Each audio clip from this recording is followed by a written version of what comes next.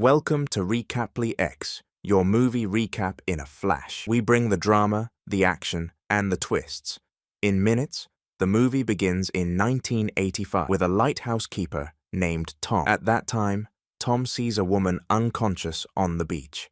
It was clear that the woman was injured, so Tom takes her to his house. When the woman regains consciousness, she tells Tom that her name is Atlanta. She is the queen of the legendary underwater kingdom of Atlantis. She escaped the kingdom because they forced her to marry King Orvax. After hearing her story, Tom sympathizes with her and lets her stay with him. Over time, the two fall in love and have a son named Arthur. Atlanta hopes her son will unite the kingdom of Atlantis and the human world. The family lives happily until soldiers from Atlantis attack them. They aim their weapons at Atlanta, demanding she return to Atlantis. Atlanta refuses to obey, fights them off, and kills the soldiers with her trident. Knowing Atlantis will keep sending soldiers to retrieve her, Atlanta decides to return to Atlantis and marry King Orvax to protect Tom and Arthur, promising Tom she will return to him. She leaves them and dives into the water. Years later, Arthur is in elementary school. During a school trip to the aquarium, Arthur's superpowers emerge for the first time. He is seen staring at the fish, showing his love for them and communicating with them. Two bullies approach Arthur, mocking him for talking to fish. Suddenly, a shark and other fish become agitated to the point where the shark almost breaks the glass to protect Arthur from the bullies. Arthur calms the fish, which then submit to him. Arthur's classmates are amazed by what they see, and from that moment, they nickname him Aquaman. As Arthur grows older and becomes a teenager, Atlanta sends someone she trusts, named Vulko, to teach Arthur skills like swimming and combat. Vulko trains Arthur and improves his abilities. However, Arthur despises the kingdom of Atlantis, knowing they executed his mother for having a relationship with a human and bearing his child. Years later, pirates attack a Russian submarine. The leader of the pirates is named Cain, and his son is David. Initially, the pirates' plan goes smoothly. They kill the submarine captain and take control of the vessel. Suddenly, something powerful strikes the submarine, terrifying the pirates. It turns out to be Arthur, who lifts the entire submarine to the surface with his strength. Arthur enters the submarine, easily defeating the pirates. He frees the Russian naval soldiers trapped inside. David fights Arthur, trying to kill him, but he doesn't know Arthur is a superhero. Even swords can't harm Arthur or pierce his skin. Arthur overpowers David. Cain intervenes, firing a missile at Arthur, but even bullets and explosives don't affect him. Arthur retaliates, pinning Cain to the wall with a metal rod. As Arthur is about to leave, Cain fires another shot, but the missile hits the submarine, causing a leak. A large device falls on Cain's leg, immobilizing him. David begs Arthur to save his father, but Arthur refuses, saying they are evil people, and leaves. Cain orders David to escape quickly before the submarine sinks, telling him to live and avenge him. David initially refuses to leave his father, but Cain activates a bomb to force David to escape. David escapes, and after the explosion kills Cain, David vows to avenge his father by defeating Aquaman. The scene shifts to the depths of the Atlantic Ocean. Two kings, Orm and Nereus, are seen. They rule different kingdoms and are meeting at a place called the Gathering of the Seven Kings. It is revealed that the seven kingdoms were once united under one king named Atlan. Orm is Arthur's half-brother, being the son of King Orvax and Queen Atlanta. Orm talks to Nereus, suggesting they unite again and declare war on humans, blaming them for polluting the oceans with their waste, causing significant harm to the ocean's inhabitants. Nereus mentions that some kingdoms, like Brine, won't agree to unite. He also brings up rumors that Atlanta married a human and had a child with him, which might prevent the seven kingdoms from uniting, as Arthur, the eldest son, is the rightful heir. Suddenly, a submarine fires a missile at them,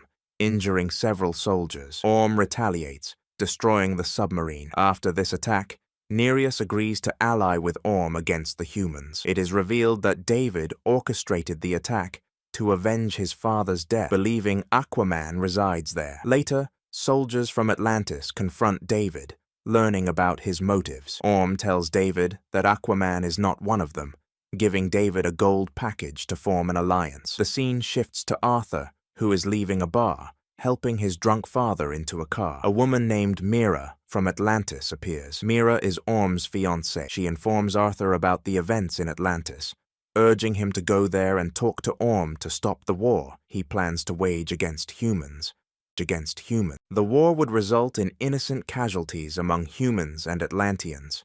She tells Arthur he has the right to stop the war, as Atlanna's eldest son and rightful heir to the throne. However, Arthur refuses to go to Atlantis, vowing to take revenge on the kingdom for his mother's death. Arthur drives away, noticing a large number of birds fleeing the ocean. It turns out a massive tsunami is approaching the city. Arthur is shocked and tries to escape, but the tsunami hits his car, throwing him into the air and separating him from his father. Fortunately, Mira appears, saving Arthur's father by removing the water from his lungs. Arthur thanks Mira for her help, but she warns him that the tsunami was Orm's doing and is just the beginning. She warns of more disasters to come. The next day, the news reports on the previous day's disasters, revealing hundreds of human casualties, numerous destroyed buildings, and the tsunami washing ocean waste onto the shore. After witnessing the devastation, Arthur decides to accompany Mira to Atlantis to confront Orm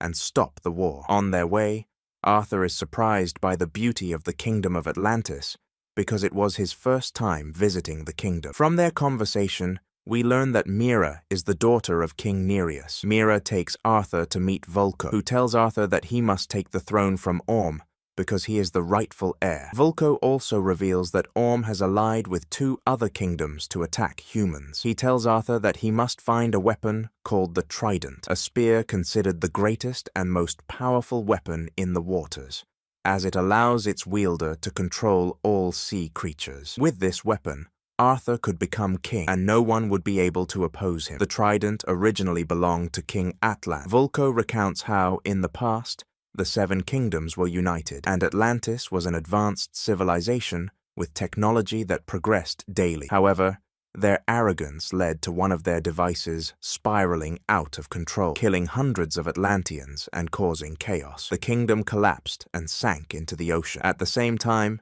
the malfunctioning device gave them the ability to live underwater. King Atlan disappeared, and the Trident was never seen again. Vulko shows Arthur a relic he found in the kingdom of the deserters, explaining that it might lead them to King Atlan so Arthur can claim the Trident. Suddenly, Atlantean soldiers attack them, having discovered Arthur's presence. Vulko and Mira flee quickly, because if it were discovered that they brought Arthur into the kingdom, they would face a military trial. Arthur fights the soldiers alone, and realizes that any weapon can harm him in Atlantis. Despite his efforts, Arthur is outnumbered, defeated, and taken captive. In the next scene, Arthur is chained and furious. Orm, his half-brother, appears and insults him, accusing humans of destroying the seas and oceans for years. Orm declares his intent to wage war against them, but Arthur refuses to allow it. Arthur challenges Orm to a duel, stating that if Orm loses,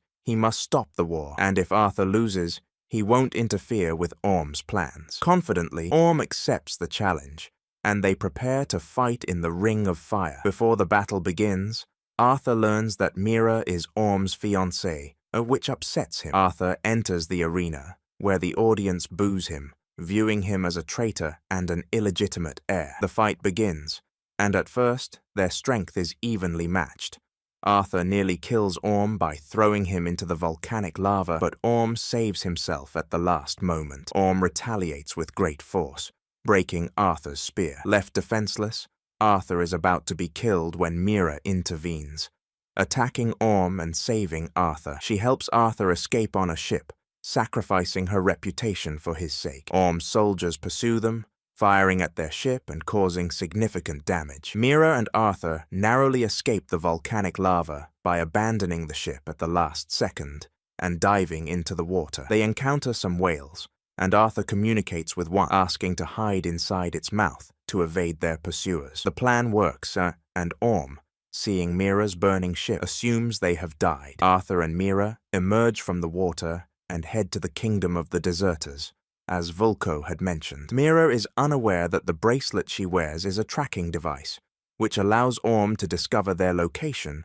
and confirm they are alive. Orm orders his soldiers to follow and kill them, but King Nereus warns that if his daughter is harmed, their alliance will be broken. In the next scene, Orm's soldiers meet David, to whom Orm has sent advanced weapons and a suit to fight Arthur. The weapons are powerful enough to kill Arthur. David, thrilled with the opportunity to avenge himself against Arthur, tests and upgrades the weapons. Meanwhile, Mira and Arthur locate the kingdom of the deserters. Mira, unfamiliar with parachutes, jumps from the plane, and Arthur follows her. They wander the desert unsuccessfully until Arthur falls into a pit, which turns out to be the entrance to the kingdom they were searching for. Inside, they find a strange-looking table. Mira places the relic they obtained from Vulko on it, but nothing happens. Realizing they need water, Mira uses Arthur's sweat to activate the relic. The plan works, and a recorded message from King Atlan appears. King Atlan speaks of the trident, providing clues to its location and instructing them to travel to the ends of the world to find it in the hidden sea. A bottle containing a map appears, which only the true king can interpret. Arthur and Mira take the bottle and map and leave. They travel to Italy, following the map's directions. Initially, they struggle to solve the puzzle, but Arthur recalls King Atlan's words about the true king being able to see through the bottle. Arthur, familiar with ancient Roman kings, deduces that Romulus, the first king of Rome, is the key. Placing the bottle before Romulus's statue, Arthur discovers their next destination, the hidden sea. However, they are ambushed by Orm's soldiers, accompanied by David, who is now equipped with Atlantis' advanced weapons. David, now a formidable opponent, injures Arthur in a fierce battle. Despite Arthur's efforts, David's upgraded suit and weapons give him the upper hand. Fortunately, David's suit malfunctions, causing him to lose control and fall into the water. And at the same time, Mira was fighting the soldiers of Orm, and she managed to defeat them all after discovering that the soldiers could only breathe underwater. Afterward, she went to Arthur, who was very tired and injured, and he told Mira to destroy the bracelets she had because they were being used to track her location. Mira listened to him and broke them. Then they boarded a vehicle and headed toward the hidden sea, encountering a new storm and terrifying water monsters. Arthur and Mira fought them, but there were too many monsters, so they both had to hide in the ship. Arthur found a flare and lit it, discovering that the monsters were afraid of bright light. He lit another flare, and he and Mira went underwater to search for the trident weapon. They discovered that they had reached a kingdom called the Trench Kingdom, which was filled with terrifying and savage monsters. This was the kingdom where Arthur's mother had been killed. Thousands of monsters chased them, but a strong light source appeared underwater, causing the monsters to stop their pursuit. The light source was an underwater thunderstorm. Arthur and Mira tried to enter the storm, but it was very strong and threw Mira far away, rendering her unconscious. A giant creature appeared, and as it was about to attack Mira, someone struck the creature and saved her. This person took Mira away. Arthur managed to pass through the storm and reached the hidden sea that Vulko had told him about. The person who saved Mira turned out to be Atlana, who was revealed to still be alive. She met Arthur and embraced him after all the years they had been apart. Atlana explained how she survived the storm after the people of Atlantis threw her to the trench monsters to be eaten. She reached the hidden sea and lived there for 20 years. Atlana told Arthur the location of the trident weapon, which was behind a waterfall. However, the problem was that a legendary monster named Carathan guarded the weapon and would not allow anyone to take it. Arthur was undeterred and entered the waterfall, finding the trident in the hands of King Atlan's skeleton. Just as he was about to take it, the giant monster Carathan appeared and attacked Arthur. Arthur tried to escape and grab the weapon quickly, but Carathan gave him no chance and continued to attack. The monster was indeed powerful, but Arthur did not give up and kept trying. The monster was about to kill him, but Arthur used his power to communicate with it. Carathan was shocked because no one had ever been able to understand its language except King Atlan. At that moment, Carathan allowed Arthur to take the trident. Arthur succeeded and emerged with the most powerful weapon, which enabled him to control the entire ocean and the kingdom of Atlantis. On the other side, Orm had managed to unite 3 other kingdoms and was preparing to invade the 4th kingdom, known as the Brine Kingdom. Orm wanted to gather as many kingdoms as possible to attack humans. However, the Brine Kingdom refused to join Orm, leading to a fierce battle between the two kingdoms. The battle was intense, but Orm's army was stronger and larger, allowing him to dominate the fight. In a short time, Orm won the battle and was about to kill the king of the Brine Kingdom when the monster Carathan appeared and attacked Orm's army. It turned out that Arthur had ordered Carathan to do so. Arthur also controlled the monsters of the Trench Kingdom, which attacked Orm's army. All the kings we docx kings were shocked to see Arthur holding the trident weapon, and even more surprised that he had united the entire Trench Kingdom on his side. Arthur easily controlled Orm's army, ending the war between the two forces. However, the conflict between Arthur and Orm was not over. They both emerged to the surface to face each other again, after Orm had defeated Arthur the last time. The kings witnessed the battle, which was more intense and fierce than before. At first, Arthur struggled in his fight against Orm because Orm was strong. However, Arthur used the moves he had learned from Vulko and managed to defeat Orm, breaking his spear. Orm asked Arthur to kill him, but Arthur refused to kill his brother. Atlanna appeared and told them to stop fighting. Orm was shocked to see that his mother was still alive. Vulko then appeared with soldiers and ordered them to arrest Orm because he had been a tyrannical and unjust king. Arthur became the king of Atlantis, and all 7 kingdoms came under his rule. The people of Atlantis accepted Arthur as their new king. Atlanna later reunited with her husband, Tom, and they gathered as a family once again. Later, we saw that David, Arthur's old enemy, was still alive. He had been saved by a doctor and scientist named Stephen, who was obsessed with the legendary kingdom of Atlantis. David promised Stephen that he would take him to Atlantis, but only if Stephen helped him find Aquaman. The story continued 4 years later. A ship was attacked by pirates, and Aquaman arrived to stop them. He fought the pirates and defeated them. In the next scene, we saw Arthur playing with his son, revealing that he had a child with Mera. Arthur was now a father and the king of Atlantis. He remarked that being the king of Atlantis was very boring because it involved constant meetings and trivial matters. Later, he talked with his father and noticed that his son was communicating with small fish in an aquarium. This surprised him because his son was still very young, but it seemed he had inherited Arthur's superpowers quickly. The story then shifted to David, Aquaman's old enemy, who now called himself Black Manta. David was still searching for Aquaman to avenge his father's death. He wanted to repair his suit, which was his only hope of killing Aquaman. To do this, he collaborated with Dr. Stephen, who was obsessed with finding the kingdom of Atlantis. Stephen and a team of scientists set out to locate Atlantis. They reached a certain point and discovered they had arrived at a seismic zone. However, they could not escape in time, and an earthquake occurred. They managed to survive and descended underground, where they encountered a strange-looking monster. The monster attacked one of the scientists and dragged him away. Stephen immediately contacted David to inform him of their location. David and his men arrived at Dr. Stephen's location and continued exploring the area, searching for Atlantis. They discovered what appeared to be an ancient base belonging to Atlantis. They found creatures frozen in ice and descended into a large lake to explore the area further, hoping to find something useful. While searching, the strange monster reappeared and attacked them. David hid from the monster's attack and discovered a weapon. A broken trident in the ocean is grabbed, and the weapon is mounted. A vision of a terrifying creature appears to him, and the creature tells David, "I will help you take revenge on Aquaman, but in return, I want a favor from you to free me." David awakens from this vision, holding the trident weapon in his hand. His eyes glow green,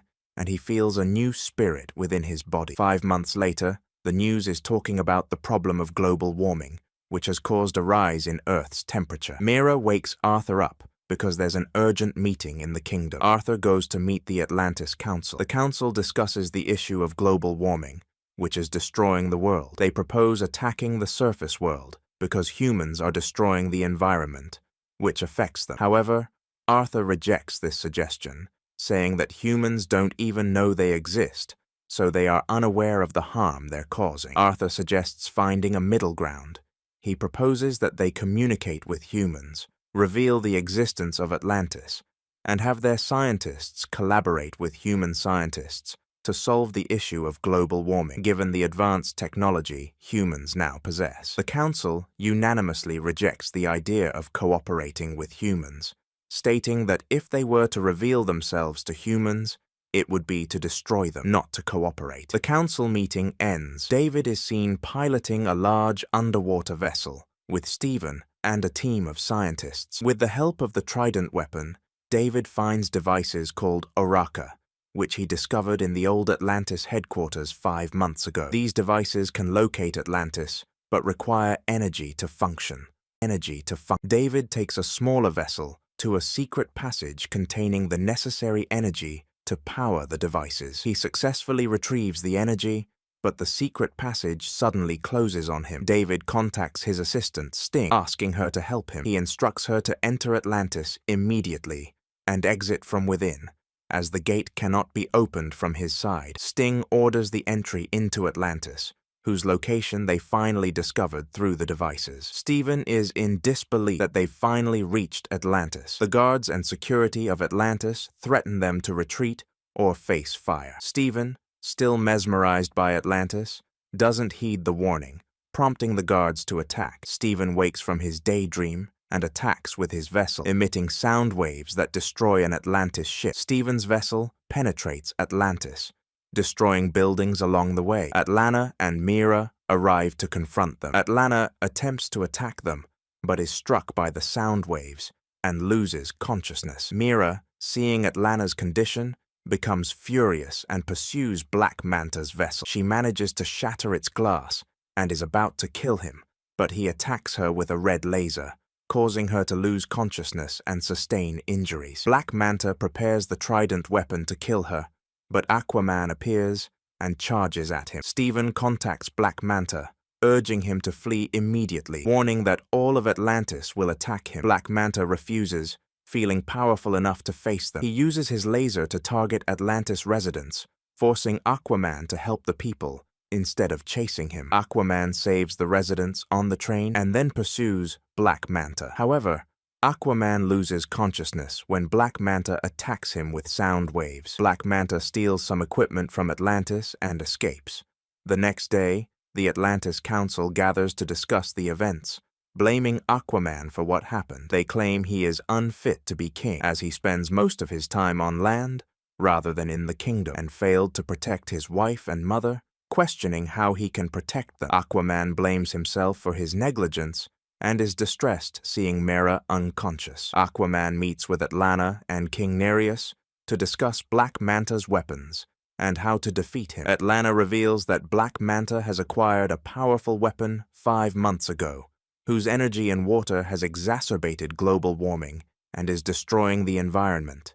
If they don't act quickly, the device will further increase the temperature. Aquaman proposes seeking help from his imprisoned brother, Orm, to locate Black Manta. However, Orm is imprisoned in a kingdom not under Atlantis' rule. Aquaman suggests breaking him out to help them and returning him afterward. Atlana and Nereus initially oppose the idea, but are forced to agree as they have no other option. Nereus gives Aquaman a suit that renders him invisible while wearing it. An octopus named Topo accompanies him to relay messages to Atlantis. Topo is also invisible. The scene shifts to Orm, who is in poor condition. The prison guards give him minimal food to keep him barely alive. Arthur attacks the prison guards with the help of his suit, overpowering them. Aquaman enters Orm's cell. Orm is surprised to see him and asks why he has come to rescue him after imprisoning him. Aquaman explains the problem and asks for his help. They escape together, defeating the guards they encounter. They reach the shore,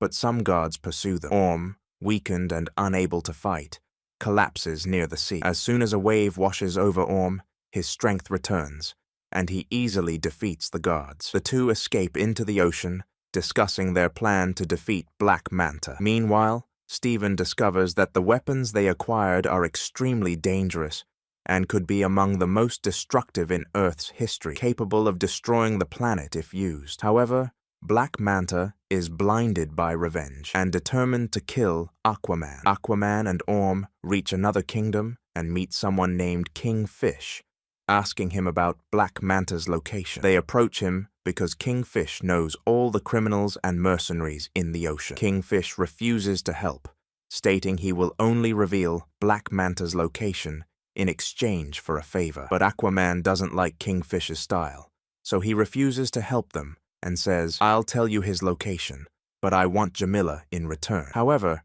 Aquaman still dislikes Kingfish's way of speaking and tells him, "Tell me his location," to which Kingfish mockingly replies, "The place is right above your head." Kingfish continues to mock them, so Arthur and Orm are forced to attack him, initiating the fight. Arthur and Orm easily defeat them, and Arthur goes to interrogate Kingfish.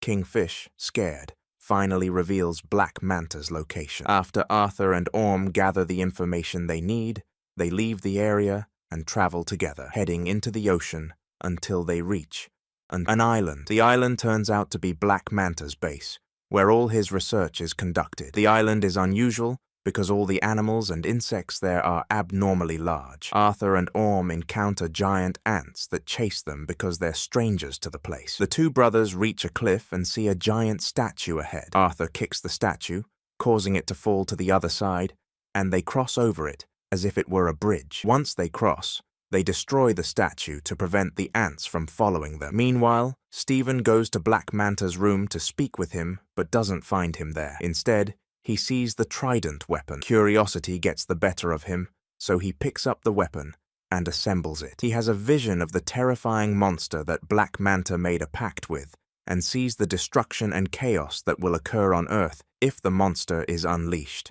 He warns David, "Don't trust this monster." However, David is now consumed with anger and hatred, and is determined to kill Aquaman. He threatens Stephen, saying, "Don't interfere in matters that don't concern you." We then shift back to Orm and Aquaman, who arrive at Black Manta's base and fight the guards along the way. They reach the control room, where they find the stolen energy materials. Stephen enters and tells them he surrenders. He begins explaining why he initially collaborated with David, stating, "I just wanted to see Atlantis, but Black Manta is an evil and insane person who wants to destroy the world. He plans to use the stolen devices to destroy Atlantis." Stephen asks to join forces with them to stop David. Orm and Aquaman believe Stephen's words and ask him to reveal the secret of David's power. Just as Stephen is about to explain, an explosion occurs, and the brothers are thrown to the ground. They recover and face Black Manta's men, defeating them with ease. At this point,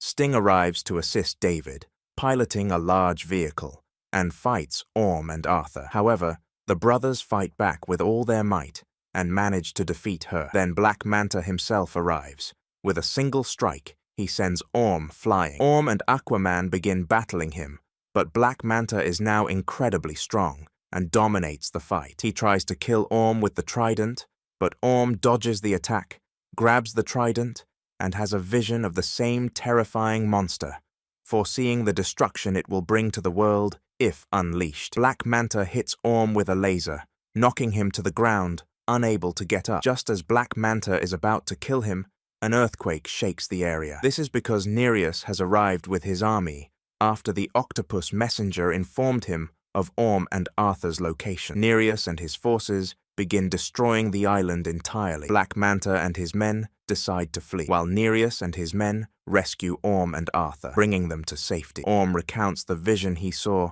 when he held Black Manta's trident. He says, "I'm certain I saw a vision of the lost Seventh Kingdom, which was once part of Atlantis." Black Manta's trident originally belonged to someone named Docx. Docx was the half-brother of King Atlan. At one point, Docx became consumed by delusions of grandeur and wanted to rule the Seventh Kingdom instead of Atlan. He turned to dark magic and created his trident weapon. Because of his use of dark magic, his kingdom was cursed, and all his people were transformed into monsters, including Docx himself. Atlan pleaded with Docx to stop the madness, but Docx refused.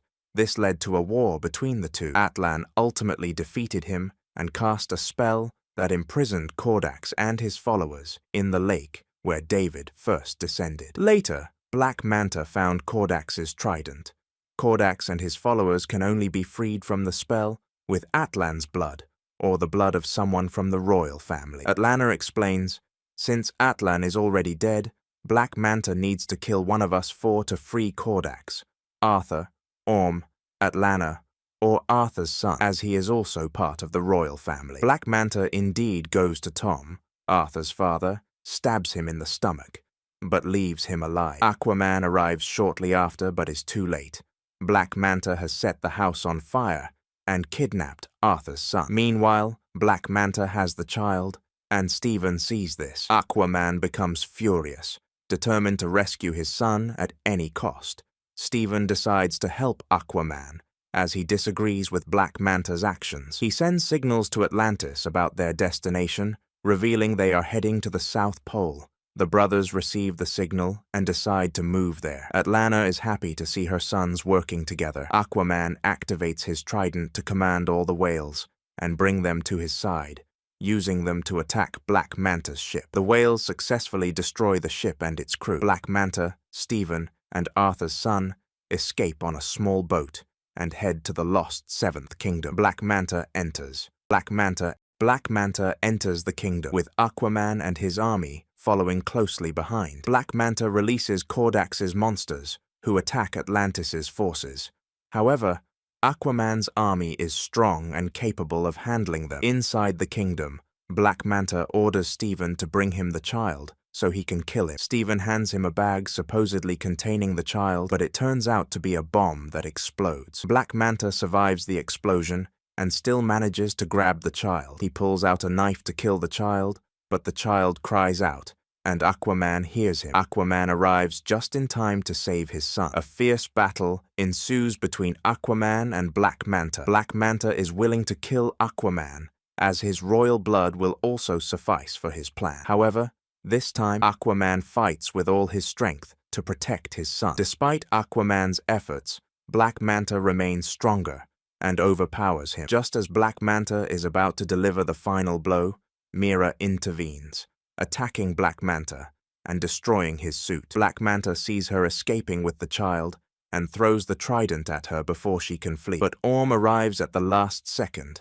catching the trident. But the power of docx was transferred to Orm, and Black Manta became very weak now. Aquaman can easily defeat him, but docx controlled Orm and made him attack Aquaman and injure him. After Aquaman drew blood from him using the trident, docx was freed, and the ice was lifted off him. Aquaman took Orm's trident and threw it at docx, but docx caught his trident, so Aquaman threw his own trident at him, causing a big explosion that killed docx because Aquaman's trident was much stronger than docx's. After that, the kingdom began to collapse. Aquaman saw Black Manta about to fall and die, so he went to save him. But Black Manta refused any help and jumped, throwing himself into destruction and dying. All our heroes managed to escape alive. Aquaman shook hands with Orm, and they became friends. Orm told him, "You are the rightful king of Atlantis, and Atlantis is lucky to have you." He advised him, saying, "If you want to do anything, do it without consulting the council,